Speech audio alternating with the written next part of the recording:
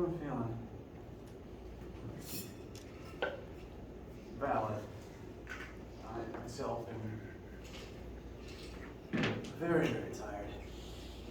And so, I for one am preferring today be as straightforward as possible.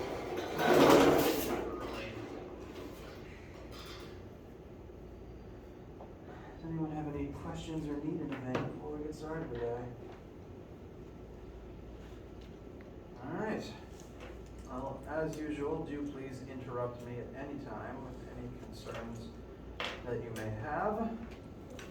Today is Monday, September 5th, and this week we're going to be doing chapter 3, which is more about two-dimensional vectors. Namely, we are going to start focusing more on vectors that point in 2 dimensions and using trig to divide them up and then add them together with other 2D vectors. But to begin with, we're going to continue looking at the two-dimensional nature of projectile motion, because that's what lab this week is about. I've been constantly dancing around the fact that we're going to need to use the quadratic formula a few times, and so the main thing that we're going to look at today is an example of projectile motion that does utilize the quadratic formula. To make sure that's in your notes before lab this week. So, where's my cursor?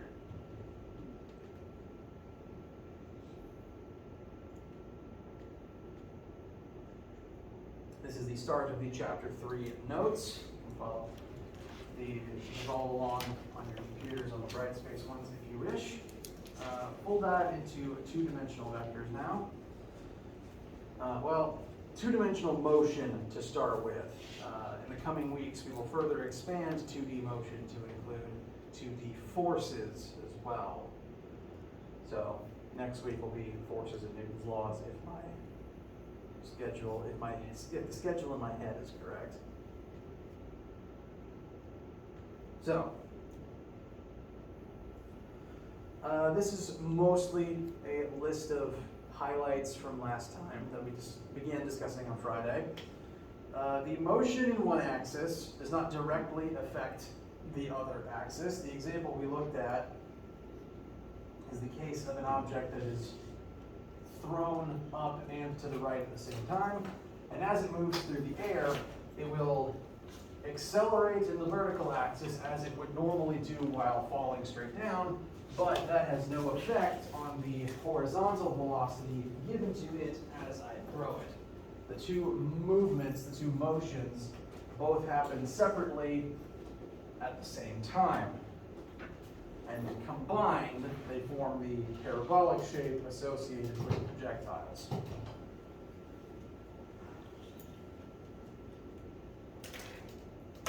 Another way to look at it, if I was standing in place, jumping up and down, how far to the right do I walk?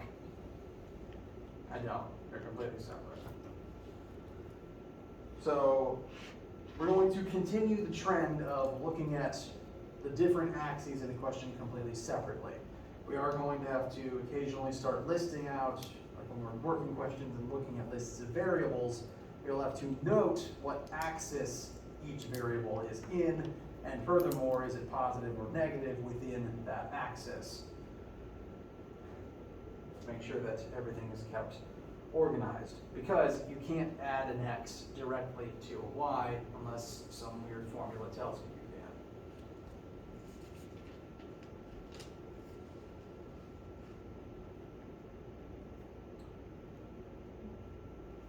Some keywords to keep in mind. The motion in two different axes are both independent and simultaneous. They're separate, they're just happening at the same time. And that continues until some outside force changes the motion of the object. If I throw this marker, it could technically keep moving forwards and falling forever, but eventually it hits the floor, and that's an outside force that will stop it. As we begin listing two-dimensional variables, there's a couple of different ways that you could do so. For example, let's say that an object moves 2 meters to the left. So let's say that this X is our starting point. Wait, left, left, close. So I'll move 2 meters left and then 3 meters up. There's two ways that we could describe that two-dimensional motion. One, very straightforwardly, we can just say that it moves 2 meters left and 3 meters up. That is the component form of describing this total displacement. And depending on how much math class you've had, you may have seen that described something like this. This is somewhat resembling coordinate form that you might have seen in various math and geometry classes. It's describing how far a particular quantity points in the x, followed separately by how far a quantity points in the y. So if our end goal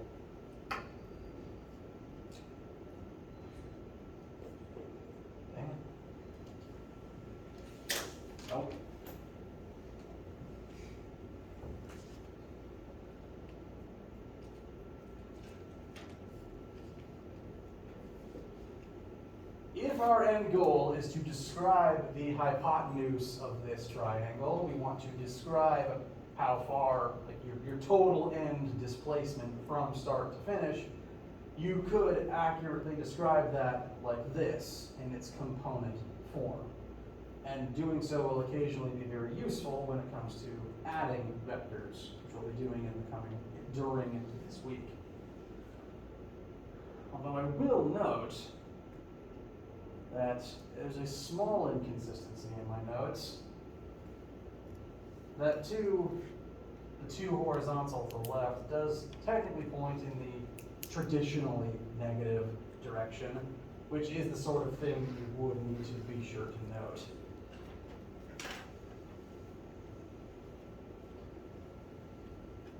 So that is one format in which we can write down vectors, and we will write vectors in that format because doing so makes it easier to add it to other vectors.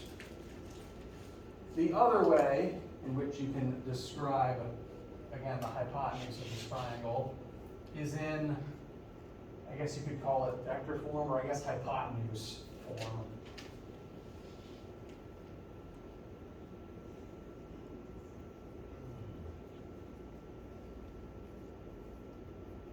All vectors are defined as having a magnitude and a direction. So you can describe a vector by listing its magnitude and its direction. I don't have numbers on the board for this one, but you could describe it as, 5 meters at 30 degrees north or something like that. So the other way that vectors will commonly be written is how big is the hypotenuse and at what angle does the hypotenuse point. Very often, a question might give you a vector in that form, like a plane is flying 25 meters per second at direction 30 degrees north of east, and you'd have to divide it up into its component form before you can say add it to a different vector.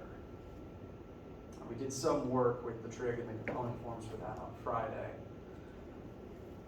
And we'll practice that some more this week as well. Thing to set up in your framework is, those are the two forms that vectors can be written. And that does mean that if you're answering a test or lab question and I ask you, describe this vector for me, those are both valid ways of writing your answer. You can describe to me a vector as magnitude and direction or the xy component form of the answer. I accept the answer in both forms as long as the question doesn't specifically ask for one or the other. WebAssign always asks for one or the other. I will only be picky about it. I will only write it into the question if the point of the question is defined in a specific way.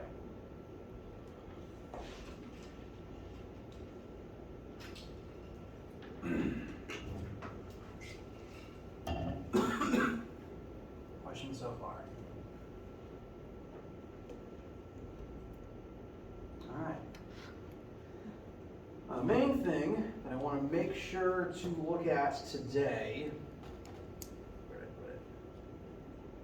We're going to look at vector addition later on in the week. Today, I want to look back at projectile motion, look at a slightly more complicated problem. This is similar to the one that we did last week to demonstrate 2D motion, the 2D nature of projectile motion.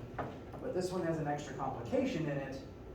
I want to go over now so that it's familiar to you before you see it in lab this week. That'll speed up the time it takes you to spend on it today, or whatever day of the week it is for you. Much like last time, we are going to launch a projectile off of a hypothetical cliff. Last time, though, we did so horizontally. There was no y component of the object's initial velocity. But this time, there will be. So in this specific case, we've got a cannon on top of a 15-meter tall cliff. And it is launching at 100 meters per second at 75 degrees above the horizontal. That is going to affect its trajectory. If you were just launching horizontally, the trajectory would look more like this. And launching up in the air, your goal is to likely try to shoot further than you would normally. Although at a certain angle, you'll actually shoot less far if you go too high up. And we're going to look at all of the peculiarities of finding the range in this situation.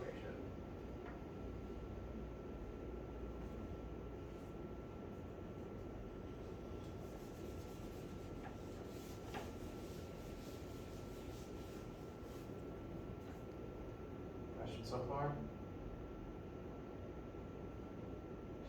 Okay. So, read question, look at picture. We have this cannon that is firing at a particular angle. I always do, as usual, I'm going to recommend writing down your variables. We know, dagnabbit, I just opened this. Nope.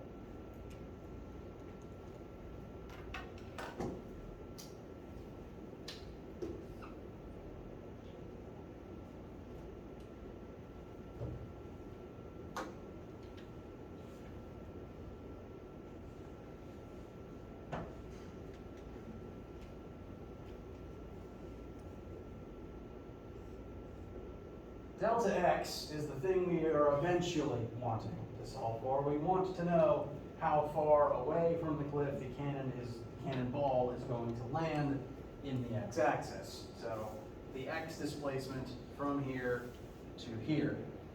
This is again called the range of a projectile. So we want to find the final x displacement. At that final position, though, when the cannonball hits the ground, what will its y displacement from start to finish be? Negative what? Something. Negative something, and it's going to be negative something because the cannonball starts here and is going to end up down here. So it is going to end eventually. It does rise at first, but it's going to end at a lower position than where it started. So if this is its beginning point, say we consider it to start 15 meters in the air. It's going to end at the cannon floor. Canyon floor? Canyon floor. Delta anything is always final minus initial. So if we start 15 meters in the air, we end at 0, delta y would be negative 15. Negative meaning we are beneath where we started at this final position in the experiment. There's another way that you could look at it if you considered this to be the origin, if this point was 0, 0, but then your final point would still be 15 meters beneath it, and then it would be negative 15 minus 0, you'd still get negative 15 for your displacement in the y-axis specifically.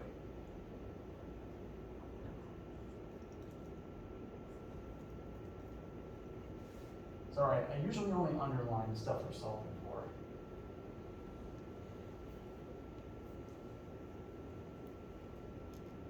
So, that 15 currently on the image is going to be used for the total y displacement. Total x displacement is what we're trying to solve for. Since this cannonball is a projectile, what can we say about its acceleration as it moves through the air in both the x and y axes?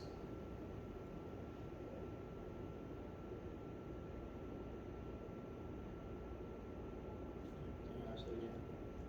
Hmm? Can you repeat the question? Yes. So this cannonball is a projectile. Once it leaves the cannon, it is going to be technically falling as it goes through this path. Since it's a projectile, since it's falling the entire time, what will its acceleration be, both in the x-axis and in the y-axis?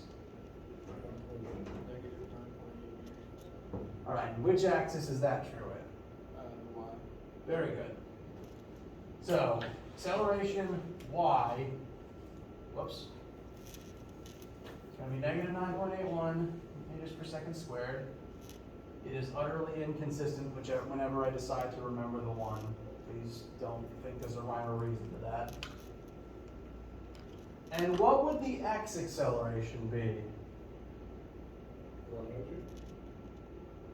Not exactly. That is the initial velocity. If the ball is falling and accelerating at this rate downwards, if it's falling, is it accelerating in the x-axis? A couple people are miming it. Very good. There is no acceleration in the x-axis if you are falling. That is a definition.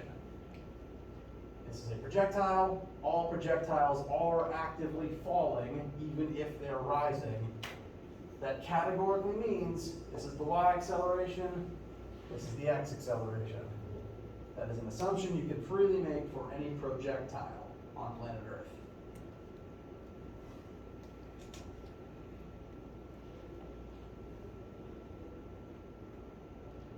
Now we have also been told the launch velocity of this particular cannonball, but we've been told that velocity vector as a vector with an angle, and it's not pointing in either the x or the y axis. Now, to do our math,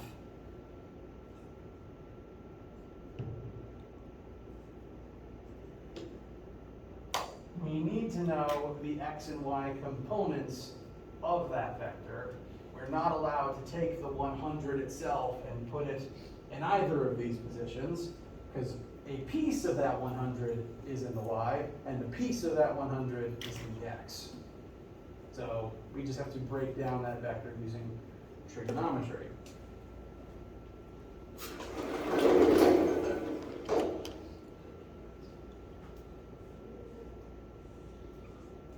Now, we do know both the hypotenuse and one of the non-right angles, so we don't have to get too weird with it.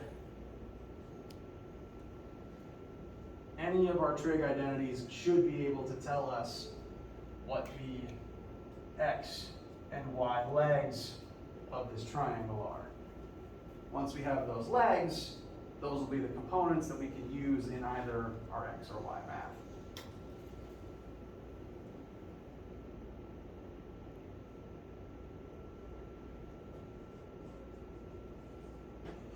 It is always okay to rewrite SOHCAHTOA on your page if you need to remember the mnemonic. From that 75-degree angle, if we wanted to find the x component, which trig identity would be best to use?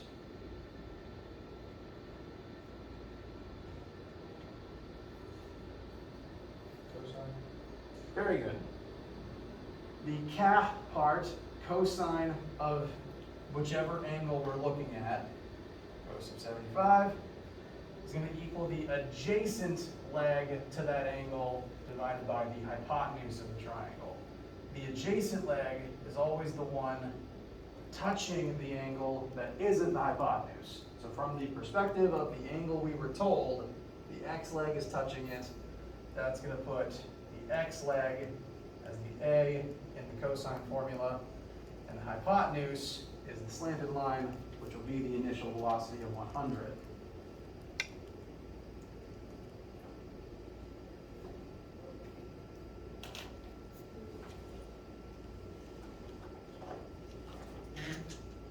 Oh, is that a person sneezing?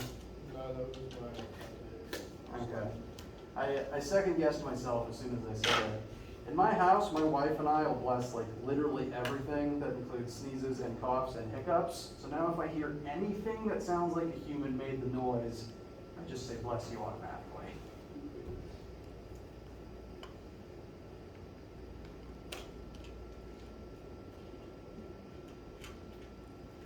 All right. Does anyone have an approximate answer for what this x leg must be? 25.9. Very good.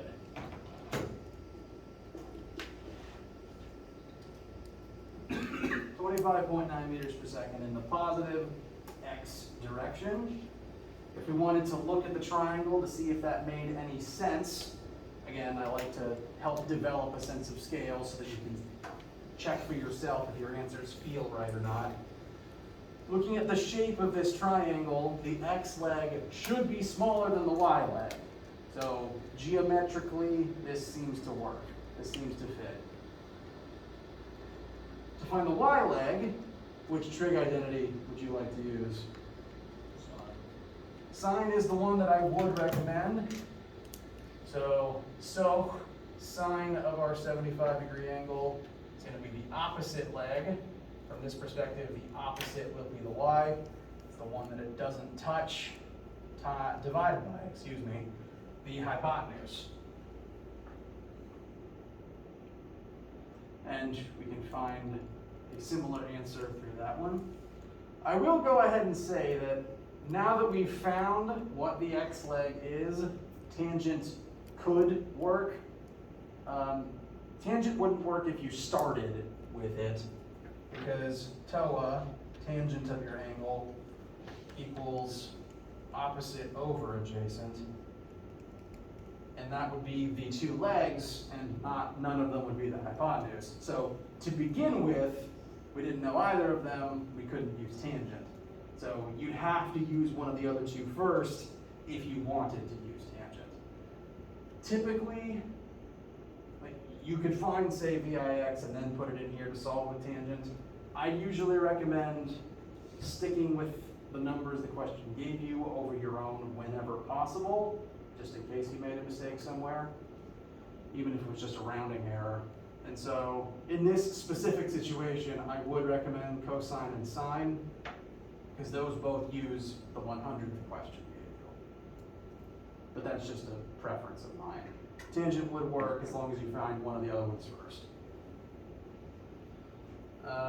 For the either way you want to find it, what would the y leg be?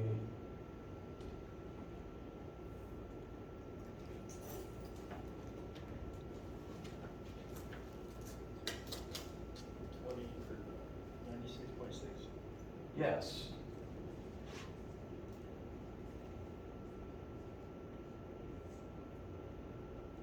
Which is not actually that reduced from the 100.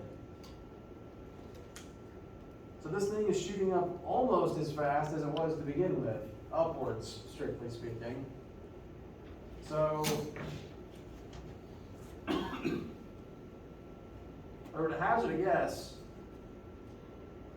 this particular cannonball, relatively speaking, is not really going to go all that far forwards. It's going to go up and then come back down relatively close to the cliff compared to if you were shooting at 45 degrees for distance. But again, looking at the shape of the triangle, the y leg should be the bigger of the two, so this mathematically seems to fit. And you can check your work if you wanted to using the Pythagorean theorem. 25.9 squared plus 96.6 squared should give us 100 squared if you wanted to check your work. I'm going to do that myself real quick because I'm paranoid.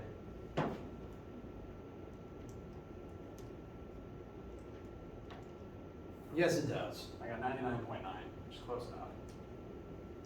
So, these are our two components, which I will rewrite over here. 96.6 and 25.6. All right. And the last possible variable that I'm going to draw your attention to is we don't know yet how long the cannonball is going to spend in the air. So those are all the variables that could potentially be useful here. And so when starting up a question like this is all the information that I'd recommend trying to find first. Now, kind of a winding way to get there, our end goal is still to find delta x. We want to know how far horizontally the cannonball is going to travel. So we're going to have to analyze the x-axis.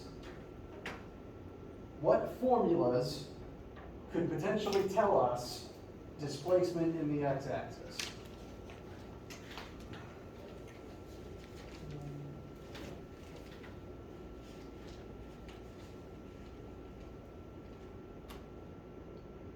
Last one. Oh, wait, no. Well, okay, yeah, let's address it. You're right, the last formula, Formula 4, does have displacement in it. And I just want to show the thought process I'd recommend here.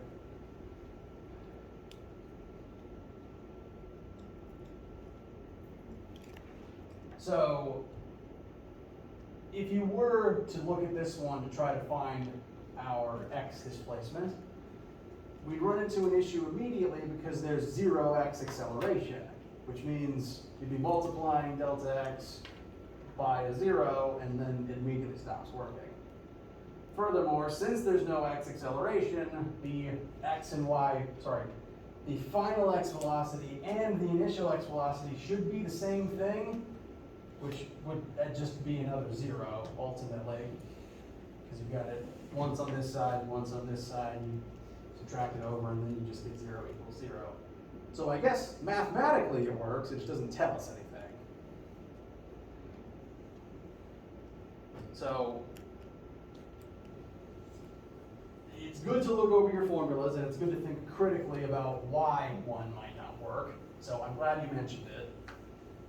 Which other ones might be handy?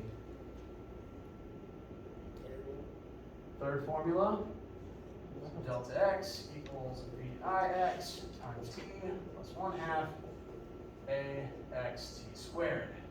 So we got a big old delta x on the front. That would be very helpful.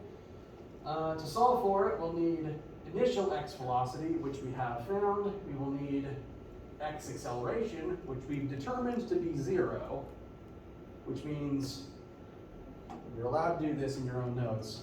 Since we know for a fact ax is 0, that whole final term, the entire 1/2 at squared, is just going to evaporate because there's a single 0 being multiplied into it. So suddenly we don't care about any of that. What we do care about is delta x equals vix times t. We know vix, but we don't know t yet. No matter how you slice it, with the variables that we have, we need to figure out time to figure out delta x. And this would still be true if you decided to use Formula 1 as your starting point.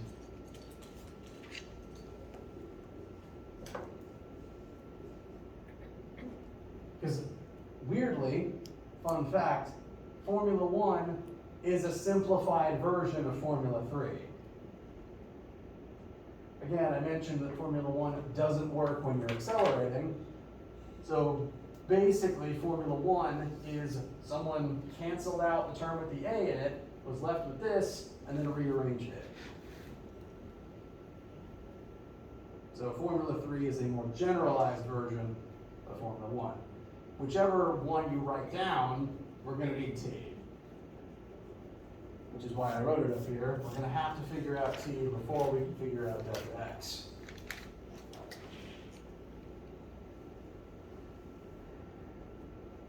Now, which of the two axes, as a general statement, has more control over hang time?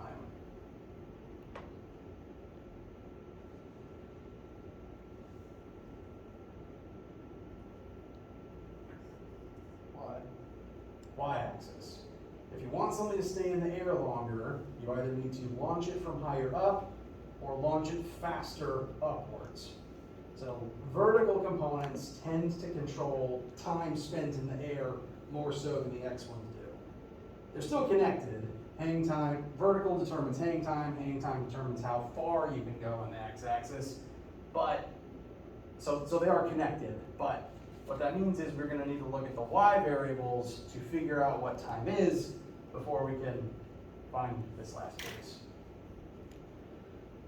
And to go ahead and help you guys out, I'm going to recommend we use Formula 3 again, but with y's instead of x's.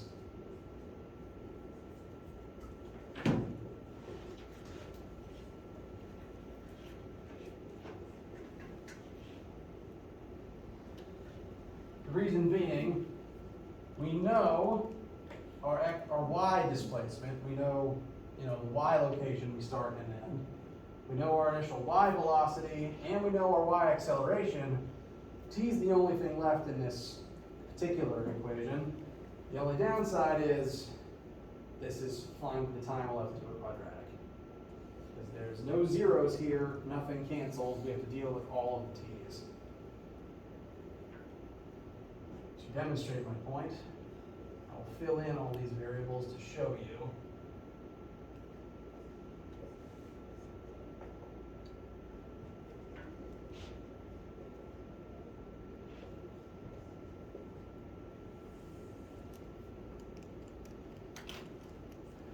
We've got three terms here.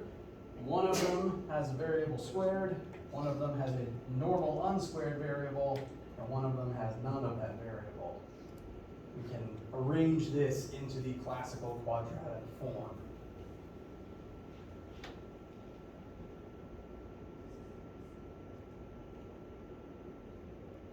I'm going to go ahead and rearrange this to get it into that form, just so that it looks more like it. I'm going to go ahead and combine 1/2 times negative 9.8, just to simplify my terms a little bit. It's going to be negative 4.9, yeah, we'll just round it there to simplify it a little, times t squared.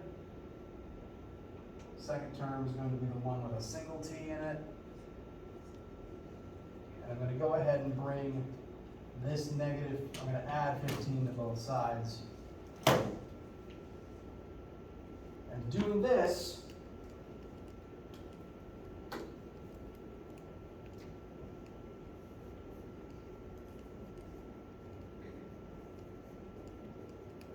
we'll put it into the classic quadratic arrangement. The t is in place of x. Negative 4.9 will be A, 96.6 is B, and 15 is C. How do we feel getting to this point so far?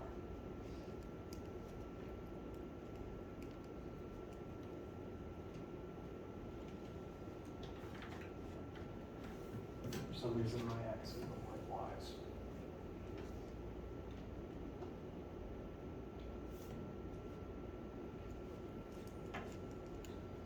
Running out of board space, so I'm going to put the next part over here.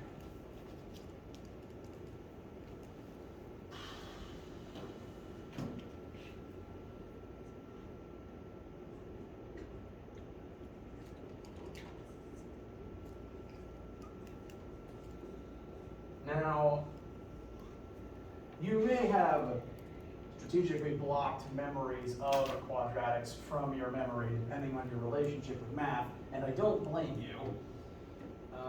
You will have to use it in this class, tragically. If you have some people turn it into a song to remember the formula. I'm not going to hide the formula from you. If you need it, I'll supply it to you.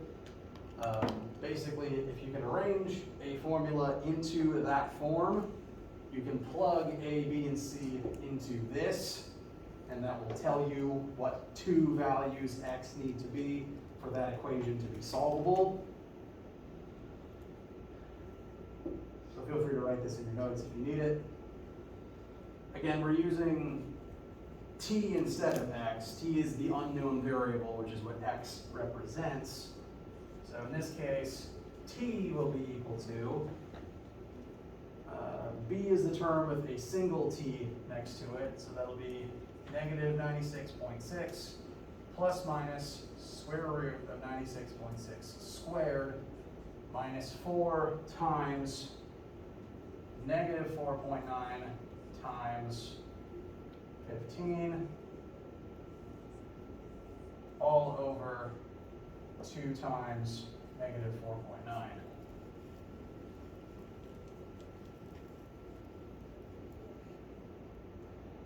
These things are a bit of a doozy once you get it into this form. A couple different order of operations steps. The goal of this whole rigmarole is to get two different answers for t. Because with this parabolic shape, with the way that this formula is laid out, there's two different things that t can be equal to. There's two different numbers you can plug in for time that will solve the equation. One of them will make sense. One of them won't. And it'll be obvious which one doesn't make sense, I promise. This thing generates two different answers because of the plus minus. You get one answer using plus, the other answer using minus. I'll try to show some of my work as I simplify this.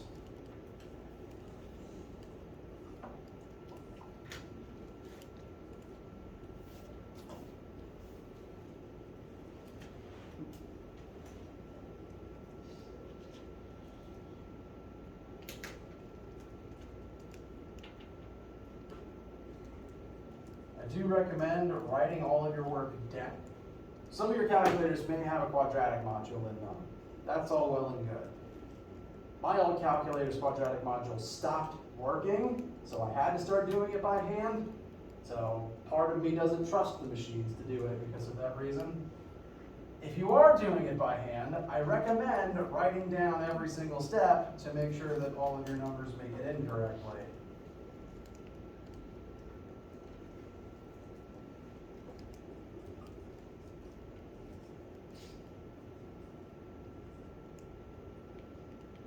Conveniently, everything inside of this square root is going to be a positive number, so we don't have to deal with any imaginary nonsense. As a rule, I'm not going to try to give you questions with imaginaries in them, because they don't make physical sense. And the whole point of this class is we want things to make physical sense.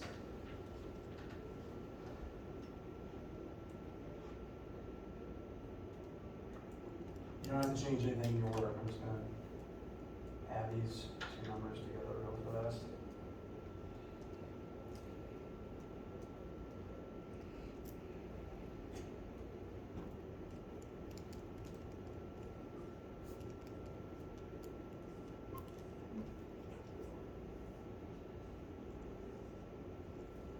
So add these two together, take the square root of their sum. That square root is a 98.11. And this is the point where you use either plus ones and minus ones to find your two separate answers.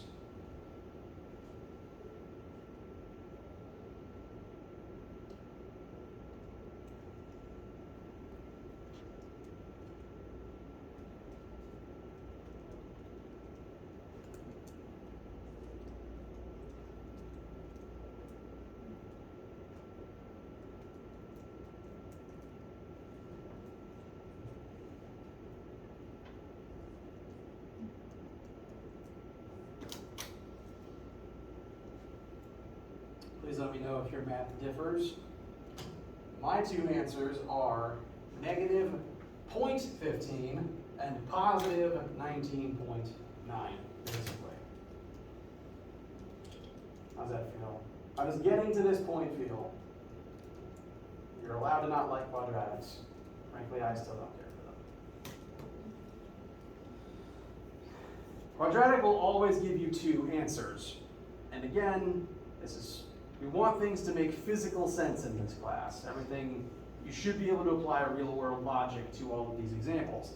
And there's no such thing as negative time. If this was a pure math class, this answer would be, well, what this answer could represent is the time in the past the cannonball would have been level with the ground if we were to complete the parabola into the earth. Like if we were to launch it from here, 0.15 seconds in the past from the actual starting point, that would create the same parabola. But again, that makes no physical sense because that's both inside the cliff and there's no such thing as negative time. So that tells you, of these two answers, the negative one is the one to eliminate, the positive one is the one we will actually use.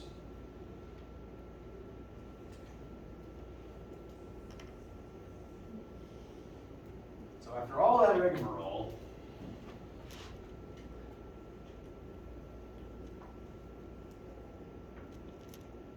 times 19.86.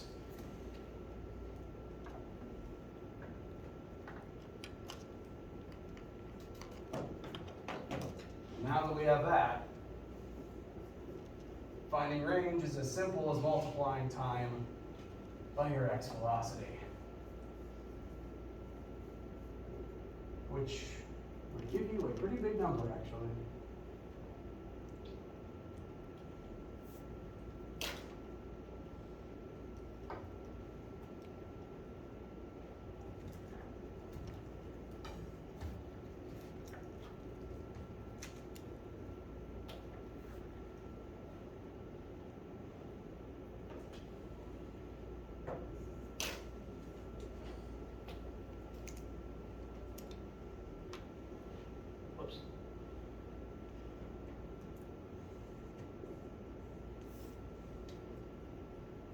And it would disagree with about 508 meters.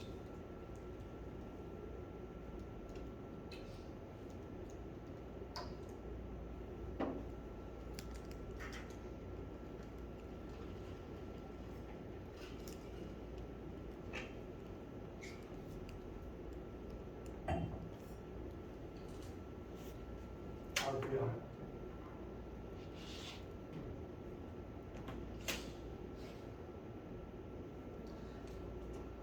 Out of all the types of projectile questions that I could ask you, this type, where you have to use the quadratic to find t, is, I would say, the dooziest.